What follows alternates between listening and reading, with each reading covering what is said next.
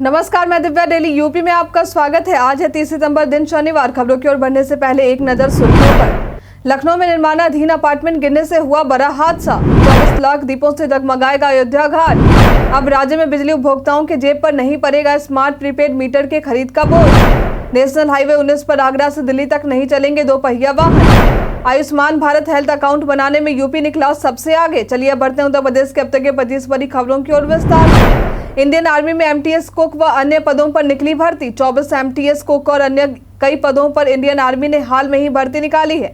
इच्छुक अभ्यर्थी इसके आधिकारिक वेबसाइट joinindianarmy.nic.in पर जाकर आवेदन कर सकते हैं। आवेदन करने की अंतिम तारीख 8 अक्टूबर 2023 है। यदि इसके शैक्षणिक योग्यता की बात करें तो उम्मीदवार को 10वीं पास होना जरूरी है। वहीं उम्र सीमा 18 वर्ष से लेकर 25 वर्ष तक होनी चाहिए। इससे संबंधित अधिक जानकारी के लिए आप इसके आधिकारिक वेबसाइट पर जाकर विजिट कर सकते हैं। लखनऊ में निर्माणाधीन अपार्टमेंट गिरने से हुआ बड़ा हादसा। लखनऊ के पीजीआई के सेक्टर 12 में एक बड़ा हादसा हो गया। दरअसल देर रात यहां कालिंदी पार्क के पास बने अपार्टमेंट का एक हिस्सा अचानक से ढह गया, जिसके चपेट में मजदूरों के 5 झोपड़ियां और 12 लोग आ गए। हादसे की जानकारी मिलते ही पुलिस, दमकल कर्मी और एसडीआरएफ की टीमें पहुंची और ट्रॉमा 2 में घायल लोगों की भर्ती करवाई गई। इस दौरान 2 लोगों की मौत भी हो गई। जिला जज ने ज्ञानवापी सर्वे को लेकर मस्जिद कमेटी की मांग खारिज करते हुए कही ये बात। जिला जज डॉक्टर अजय कृष्ण विश्वेश की अदालत ने वाराणसी के ज्ञानवापी परिसर में एएसआई सर्वे रोकने संबंधी मामले की सुनवाई के दौरान कहा है कि मुकदमे में वादीगणों पर कोई नई शर्त नहीं थोपी जा सकती है। एएसआई कोई प्राइवेट संस्था नहीं है, वह सरकारी काम कर रही है। इसका खर्च देने के लिए बाध्य करना न्याय संगत नहीं है। आगे उन्होंने कहा कि एएसआई का दायित्व है कि वह किसी स्थान का वैज्ञानिक सर्वे करे और न्यायालय के आदेश का अनुपालन कर अपना काम पूरा करते हुए रिपोर्ट प्रस्तुत करे। मस्जिद कमेटी का प्रार्थना पत्र बलहीन है, इसलिए इसे खारिज किया जाता है। कई कारणों से दर्ज है भारत के इतिहास में आज की तारीख। आज के ही दिन वर्ष 1993 में 6.3 की तीव्रता से दक्षिणी भारत के लातूर शहर में भूकंप आया था, जहां 10,000 से भी अधिक लोगों की मौत हो गई। आज के ही दिन वर्ष 2003 में प्रसिद्ध भारतीय शतरंज खिलाड़ी विश्वनाथन आनंद ने विश्व रैपिड शतरंज चैंपियनशिप जीती। आज के दिन वर्ष 2006 में भारतीय पुलिस द्वारा पाकिस्तान के सुरक्षा और खुफिया सेवा पर आरोप लगाया गया, जहां बताया गया कि जुलाई में मुंबई ट्रेन बम धमाकों में मास्टरमाइंड आईएसआई था। आज के ही दिन अंतर्राष्ट्रीय अनुवाद दिवस मनाते हैं। 24 लाख दीपों से जगमगाएगा अयोध्या घाट। अयोध्या में दीपोत्सव मनाने की तैयारी बड़े ही धूमधाम से की जा रही है। इस उत्सव के दौरान अयोध्या के घाटों को जगमगाने के लिए कुल 24 लाख दीप जलाए जाने की योजना है। मिली जानकारी के अनुसार इस दीपोत्सव के अवसर पर राष्ट्रपति द्रौपदी मुर्मू के भी शामिल होने की संभावना है। इसकी जानकारी पर्यटन मंत्री जयवीर सिंह द्वारा दी गई है। उन्होंने बताया कि राष्ट्रपति को कार्यक्रम में शामिल होने के लिए आमंत्रित किया जा रहा है। उत्तर भारत के प्रसिद्ध रामलीला का आगरा में हुआ शुभारंभ। उत्तर प्रदेश के आगरा में उत्तर भारत की प्रसिद्ध रामलीला का शुभारंभ हो चुका है। यह कार्यक्रम हमें 28 अक्टूबर तक देखने को मिलेगा। इस प्रसिद्ध रामलीला का शुभारंभ गणपति पूजन के साथ हुआ है। बता दें कि इस दौरान रामचरितमानस पाठ भी आगरा के मनकामेश्वर मंदिर में किया जाएगा। यह पाठ पूरे 1 महीने तक चलने वाला है। मिली जानकारी के अनुसार रामकृष्ण लीला संस्थान मथुरा के निदेशक नीरज चतुर्वेदी की मंडली इस वर्ष रामलीला का मंचन कर रही है। देश में 6ठे स्थान पर पहुंचा Aligarh Muslim university. Times world university ranking में अलीगढ़ मुस्लिम यूनिवर्सिटी ने बड़ी छलांग मारी है। दरअसल इस यूनिवर्सिटी को देश में 6ठा स्थान मिला है। बीते वर्ष इस यूनिवर्सिटी को देश में 23वां स्थान मिला था। रैंकिंग में इतने अच्छे सुधार को लेकर यूनिवर्सिटी द्वारा खुशी जाहिर की गई है। विश्वविद्यालय की रैंकिंग समिति के अध्यक्ष प्रोफेसर एम सालिम बेग द्वारा कहा गया है कि टाइम्स हायर एजुकेशन दुनिया भर के विश्वविद्यालयों के व्यापक मूल्यांकन के लिए प्रसिद्ध है, जो 108 देशों और भौगोलिक क्षेत्रों में स्थित 1904 स्थानों का मूल्यांकन करता है। आयकर विभाग ने सपा नेता आजम खां के इस करीबी विधायक पर कसा शिकंजा। अब आयकर विभाग ने पूर्व मंत्री आजम खां के करीबी विधायक नसीर खां को अपने रडार पर लिया है। दरअसल लखनऊ कार्यालय में इनसे आयकर विभाग द्वारा पूछताछ की गई है, लेकिन पूछताछ के दौरान विधायक कई सवालों का जवाब नहीं दे पाए।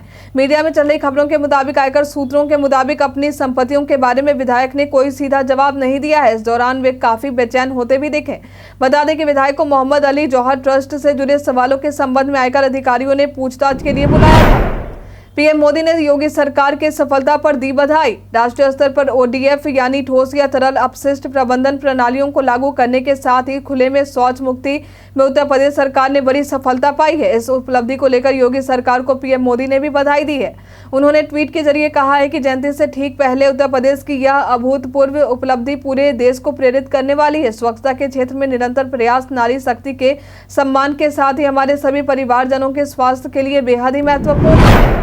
उत्तर प्रदेश पर्यटन में आज हम बात करेंगे सोहगी बरवा वन्य जीव अभ्यारण्य के बारे में। यह अभ्यारण्य उत्तर प्रदेश के महाराजगंज जिले में नेपाल बॉर्डर के पास स्थित है। यहाँ आपको कई वन्य जीव और कई पेड़ पौधों की प्रजातियां भी देखने को मिलेंगे। इस अभ्यारण्य से होकर गंडक नदी और नारायणी का बहाव होता है। वन संपदा से घिरा यह क्षेत्र प्राकृतिक सुंदरता का एक अनोखा दृश्य पेश करता है। कुछ प्रवेश शुल्क के साथ आप यहाँ घूमने आ सकते हैं। अब ताजनगरी आगरा से जयपुर के लिए शुरू होंगी छोटे विमानों की उड़ान सेवा। अब जयपुर के लिए ताजनगरी आगरा से भी पर्यटक या अन्य यात्री छोटे विमानों से उड़ान भर सकेंगे। इस छोटे विमान में 74 सीट से लेकर 90 सीटों तक की क्षमता होगी। 29 अक्टूबर से एयरलाइंस इंडिगो यह उड़ान शुरू करने वाली है। इस उड़ान सेवा के शुरू होने से पर्यटकों के आवागमन में और भी बढ़ोतरी होगी। अब राज्य में बिजली उपभोक्ताओं के जेब पर नहीं पड़ेगा स्मार्ट प्रीपेड मीटर के खरीद का बोझ। आए दिन राज्य में बिजली व्यवस्था को लेकर कई योजनाएं बनाई जा रही हैं। अब इसी बीच बिजली उपभोक्ताओं को अच्छी खबर मिली है। दरअसल राज्य में उपभोक्ताओं की जेब पर अब 20 से 25 हजार करोड़ की लागत वाले स्मार्ट प्रीपेड मीटर की खरीद का बोझ नहीं पड़ेगा। विद्युत नियामक आयोगों को इस संबंध में केंद्रीय ऊर्जा मंत्रालय की तरफ से आदेश जारी किए जा चुके हैं। नेशनल हाईवे 19 पर आगरा से दिल्ली तक नहीं चलेंगे दोपहिया वाहन। अब छोटे वाहनों पर नेशनल हाईवे 19 पर आगरा से दिल्ली तक मुख्य मार्ग पर जाने की जरूरत नहीं पड़ेगी। अब इस मुख्य मार्ग पर केवल बड़े वाहन ही चल सकेंगे। इन छोटे वाहनों का मुख्य मार्ग पर लोड कम होने से दुर्घटना की संभावनाएं भी कम हो जाएंगी। साथ ही सफर भी सुगम होगा। इसके लिए एनएच की तरफ से सर्विस मार्ग विकसित करने की तैयारी की जा रही। उन सभी एनएच को चिन्हित किया जा रहा जहां सर्विस रोड अब तक नहीं बने हैं। अक्सर छोटे बड़े वाहन एक साथ चलते हैं तो हादसे होने का डर अधिक होता है, लेकिन सर्विस रोड के बन जाने से हादसे होने की संभावना कम हो जाएगी। आज इंग्लैंड के खिलाफ अपना पहला मैच गुवाहाटी में खेलेगा भारत। वनडे कप 2023 के वार्म अप मैचों के लिए रोहित शर्मा की कप्तानी में भारतीय क्रिकेट टीम गुवाहाटी आ चुकी है। 5 अक्टूबर से वर्ल्ड कप का आगाज होने वाला है। वहीं 8 अक्टूबर को भारतीय टीम ऑस्ट्रेलिया के साथ अपना पहला मैच खेलने वाली है। आज भारत इंग्लैंड के खिलाफ अपना पहला वार्म अप मैच खेलेगी। वहीं न्यूजीलैंड के खिलाफ अपना अगला अभ्यास भारतीय टीम तिरुवनंतपुरम में करेगी।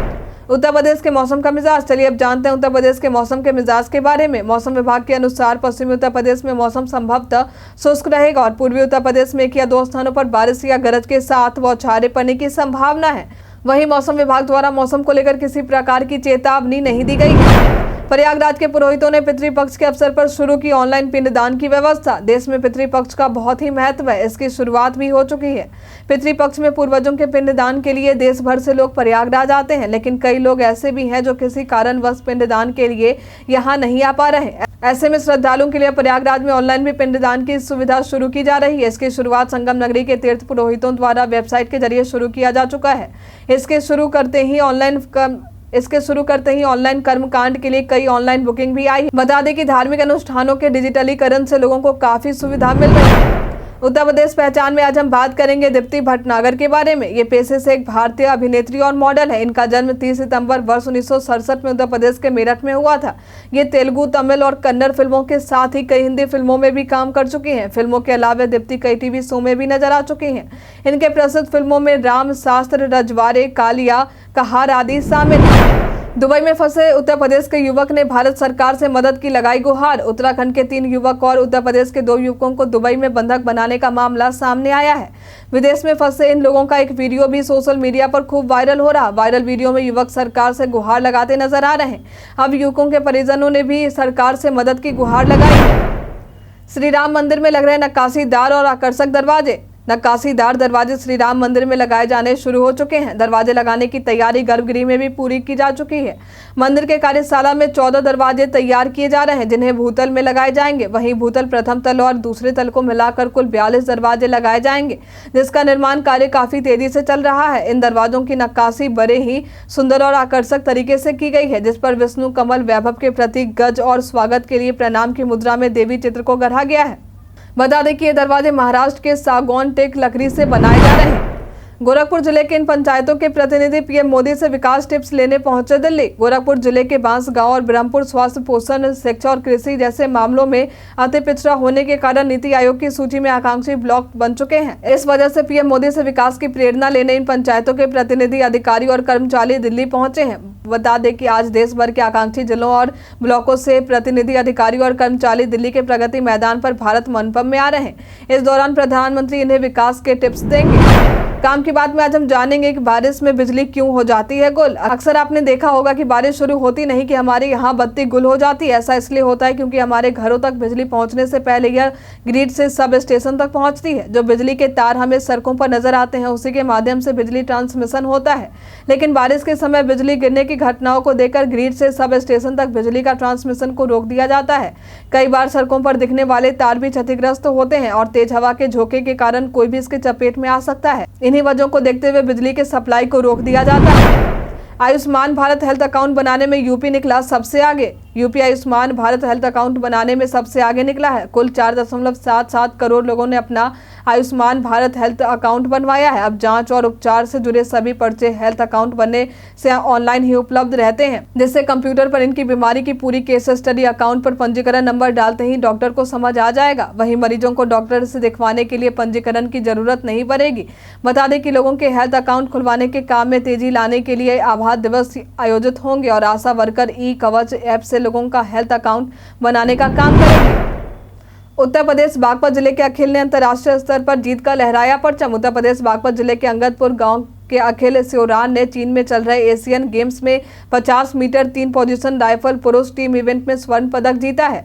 उन्होंने यह उपलब्धि टीम के साथ हासिल की है। अखिल इससे पहले भी अंतर्राष्ट्रीय स्तर पर प्रतियोगिताओं में पदक हासिल कर चुके हैं। अखिल के इस जीत पर उनके घर से लेकर पूरे गाँव में खुशी का माहौल है। राज्य में ट्रक चालकों की सुविधा के लिए बनाए जाएंगे ट्रकर्स पार्क। यूपी में cargo terminal, truckers park, berthing terminal और इनलाइन वेसल सस्ते और प्रदूषण मुक्त अंतर्देशीय परिवहन सुविधा उपलब्ध कराने के लिए बनाए जाने की योजना तैयार की जा रही। इन क्षेत्रों में निवेश आमंत्रित करने के लिए परिवहन विभाग ने उत्तर प्रदेश में warehousing and logistic policy के तहत दिशा निर्देश जारी किए हैं। सरकार द्वारा राज्य में राष्ट्रीय जलमार्ग के क्षेत्र में अंतर्देशीय पोत संचालन को प्रोत्साहन देने के लिए नीति लाई गई है। पोत संचालन के साथ बर्थिंग और कार्गो टर्मिनल भी निजी क्षेत्र की भागीदारी से स्थापित होंगे। ट्रक चालकों की सुविधा के लिए ट्रकर्स पार्क भी एक्सप्रेसवे और हाईवे पर बनाए जाने की तैयारी है। एलन मस्क के ह्यूमनॉइड रोबोट का वायरल हो रहा है यह वीडियो। अभी हाल में एलन मस्क ने सोशल मीडिया पर एक वीडियो शेयर किया है जो लोगों के बीच काफी वायरल हो रहा है। इस वीडियो में देखा जा सकता है कि एक ह्यूमनॉइड रोबोट किस तरह से अपने हाथ और पैरों को मूव कर रहा है। यह रोबोट वीडियो में नमस्ते करता भी नजर आ रहा। इस वीडियो को देख साफ तौर पर पता चल रहा कि केवल दृष्टि और जॉइंट पोजीशन एनकोडर की मदद से रोबोट अब अंतरिक्ष में अपने अंगों का भी सटीक पता लगा सकते हैं। आज के लिए फिलहाल इतना ही। अब हम प्रतिदिन आपसे 5 ऐसे जरूरी सवाल पूछेंगे और उसके जवाब बताएंगे जो कि स्टेट पीसीएच, पुलिस दरोगा समेत एसएससी जैसे अन्य प्रतियोगी परीक्षाओं में काम आएंगे। सवाल इतिहास, यूपी स्पेशल, विज्ञान, करंट अफेयर्स और भूगोल से रहेंगे। तो हमारा पहला सवाल है, हाल ही में परमाणु हथियारों के कुल उन्मूलन के लिए अंतर्राष्ट्रीय दिवस कब मनाया गया है? ऑप्शन ए है 26 सितंबर, ऑप्शन बी है 27 सितंबर, ऑप्शन सी है 28 सितंबर, ऑप्शन डी है 29 सितंबर। इसका सही उत्तर है 26 सितंबर। हाल ही में किस राज्य सरकार ने मैजिक बस इंडिया फाउंडेशन के साथ साझेदारी की है? ऑप्शन ए है आंध्र प्रदेश, ऑप्शन बी है तेलंगाना, ऑप्शन सी है मध्य प्रदेश, ऑप्शन डी है उत्तर प्रदेश। इसका सही उत्तर है मध्य प्रदेश। हाल ही में चीन ने किस देश के साथ द्विपक्षीय सहयोग बढ़ाने के लिए 12 समझौतों पर हस्ताक्षर किए हैं? ऑप्शन ए है नेपाल, ऑप्शन बी है म्यांमार, ऑप्शन सी है श्रीलंका, ऑप्शन डी है बांग्लादेश। इसका सही उत्तर है नेपाल। उत्तर सैंधव काल में लोग कहाँ निवास करते थे? ऑप्शन ए है शहरों में, ऑप्शन बी है गांवों में, ऑप्शन सी है जंगलों में, ऑप्शन डी है इनमें से कोई नहीं। इसका सही उत्तर है गांवों में। उत्तर प्रदेश में टसर रेशम अनुसंधान विकास केंद्र कहाँ स्थित है? ऑप्शन ए है ललितपुर, ऑप्शन बी है मिर्जापुर, ऑप्शन सी है सोनभद्र, ऑप्शन डी है सीतापुर। इसका सही उत्तर है सोनभद्र। सवाल जवाब के दौर अब समाप्त होते हैं। आप में से कितने लोगों ने हमारे सवाल का सही जवाब दिया, कमेंट करके जरूर बताएं। वीडियो के अंत में हम उनका नाम जरूर लेंगे। उत्तर प्रदेश के तमाम खबरों के साथ बने रहने के लिए देखते रहे डेली यूपी। और साथ ही अगर आप यूट्यूब से देख रहे हैं तो चैनल को सब्सक्राइब करें। अगर आप फेसबुक से देख रहे हैं तो पेज को लाइक करना ना भूलें। और हाँ, उत्तर प्रदेश के जिस भी क्षेत्र से देख रहे हैं उस क्षेत्र का नाम हमें हमारे कमेंट सेक्शन बॉक्स में लिखकर जरूर बताएं। धन्यवाद।